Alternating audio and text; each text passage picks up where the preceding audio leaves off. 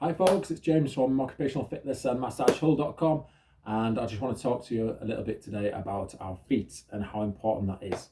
Okay, in our culture we don't really put that in much importance on our feet. We just kind of put our favourite pair of shoes on and head out to work or something in our home lives, our social life. And I just want you to spend a minute just thinking about the job that our foot does for us.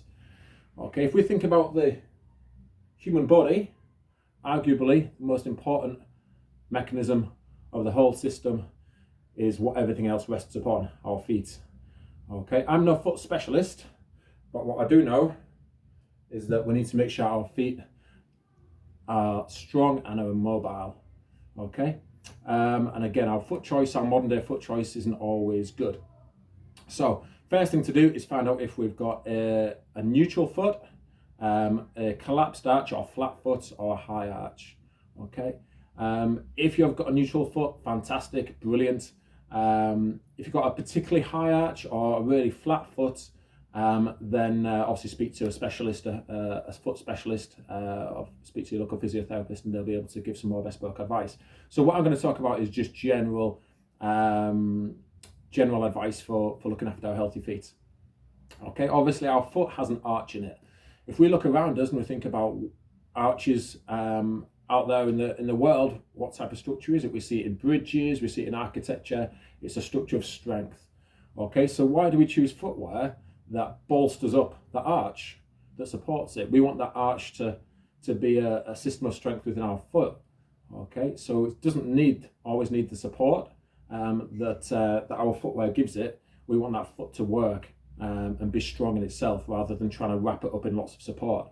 So first off, if you wear high heels a lot, anything with a large heel, I would scrap those because they throw your biomechanics out of the ankle, the knee, the back, through the hips. Absolute nightmare. So get rid of those.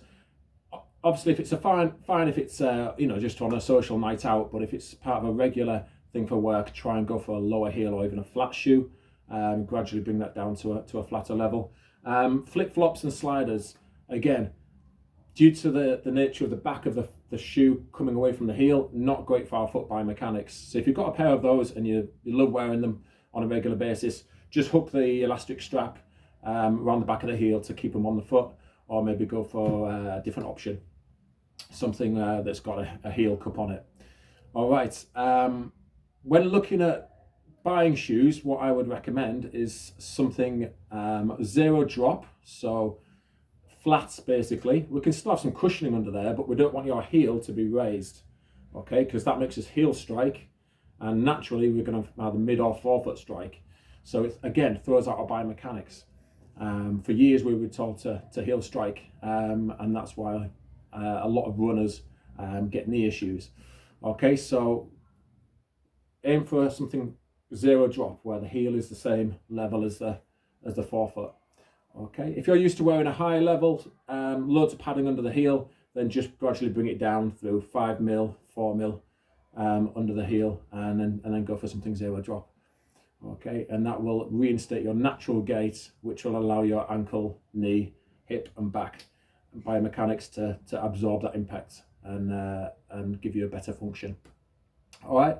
Another thing to look for is a wide toe box. Okay, obviously some people have narrow feet, some people have wider feet, but it's important that our toes have got room to spread. Okay, if we think about our hands, if we bound our hands up with tape, our fingers, so it's like a mitten, so we can move our thumb and our fingers this way, and I said, right, off you go about your daily business, we'd find it pretty hard, wouldn't we? We wouldn't be able to do a lot of the tasks we do on a regular basis, because we need to separate the hands. Okay, so why are our feet any different?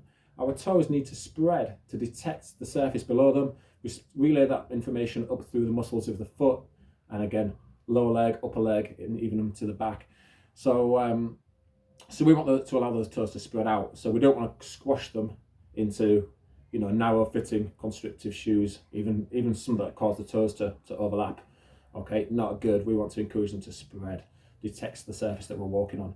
Okay, so that's where you might see something like these shoes with the toe cutouts. that you slip on, look pretty funky. I've had a couple of pairs of those. They are great, but they also come with a price tag to match as well. A good alternative is to buy a pair of socks that have the toe cutouts. Okay, so you can get these quite affordably. Okay, so each toe's got a cutout. Slip those on and then opt for a shoe that's got a wide toe box. So something with a wide bit here to allow those toes to be able to spread. So we've still got that mechanism of spreading the toes, but just that combination of the socks and the right type of shoe can do that job just as well.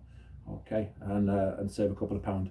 So these shoes I've got, very basic shoes, a bit like the shoes you'd go to the beach in, you know, water shoes, water sports shoes, that kind of stuff. You can buy them quite readily on the internet now. There's lots of suppliers that do them, and you can get them from a decent price. To be honest, there's not much to them. The main thing is that they've got a thin but very strong grippy rubber sole. Okay, so if we stand on a sharp stone, you know, we can feel it, but it doesn't hurt. Okay, we can detect it, but we don't feel that sharpness. The rest of the shoe is pretty much just elastic. There's no support there at all, so that encourages our ankle to get stronger. Basically, our foot muscles have to do the work, and again, that relays everything up the knee and the hips to strengthen those muscles. Okay, the reason I'm talking about feet is because obviously a lot of people get issues with hips, lower back, upper back, shoulders, and that can be a chain reaction of what's going on at the ankle. So first things first, let's get the ankle sorted out. Let's get it strengthened up. Let's get it mobile, and that leads. That's a good starting place for addressing our biomechanics, working up the body. So if we're getting that shoulder pain, that upper back pain, it can be that knock-on effect, that chain reaction through our biomechanics. So simple one to check out. Okay, any questions on that, any feedback, please give me a shout, put some comments below or contact me directly. Okay, thanks for listening and have a good day.